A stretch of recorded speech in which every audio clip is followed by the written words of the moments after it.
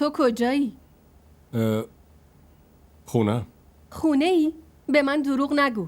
الان دیدم با یه دختر سوار موتور بودی. دختر؟ کی؟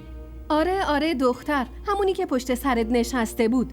دوتاتونم خیلی صمیمی به نظر می رسیدین. آها. خب اون آشنامه دیگه. سالاست با هم زندگی میکنی. ببین جمشید، من خیلی عصبانیم. اون عوضی کیه؟ این چرفه میزنی دختر؟ تو خواهر شوهر آینده تو عوضی میگیری؟ منظورت چیه؟ نارین با هم بود دیگه، کی میخواست باشه؟ نارین؟ ولی اصلا شبیه نارین نبود. ای بابا، من چطور بهت اطمینان بدم که اون نارین بوده؟ جشن تولد دوستش بود، منم بردم رسوندمش.